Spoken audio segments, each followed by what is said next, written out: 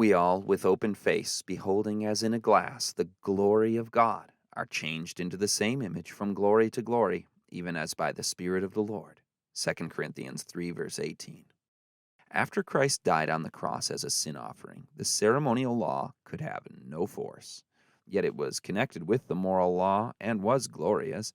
The whole bore the stamp of divinity and expressed the holiness, justice, and righteousness of God. And if the ministration of the dispensation to be done away with was glorious, how much more must the reality be glorious when Christ was revealed, giving his life-giving, sanctifying Spirit to all who believe?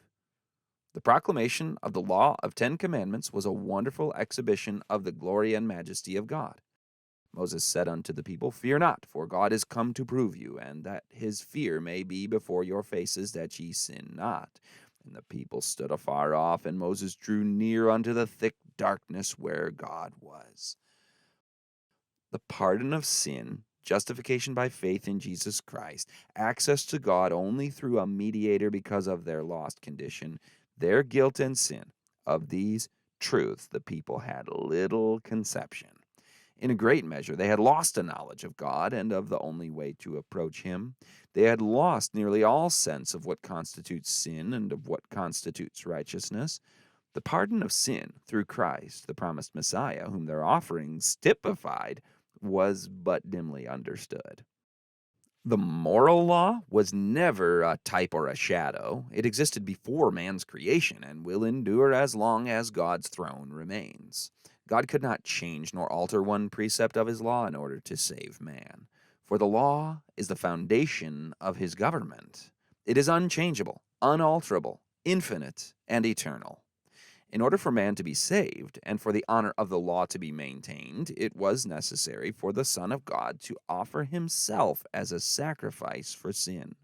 He who knew no sin became sin for us. He died for us on Calvary. His death shows the wonderful love of God for man and the immutability of his law. Christ is the sinner's advocate. Those who accept his gospel behold him with open face. They see the relation of his mission to the law, and they acknowledge God's wisdom and glory as revealed by the Savior. The glory of Christ is revealed in the law, which is a transcript of his character, and his transforming efficacy is felt upon the soul until men become changed into his likeness.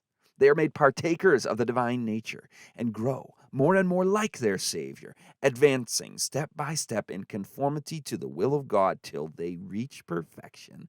The law and the gospel are in perfect harmony.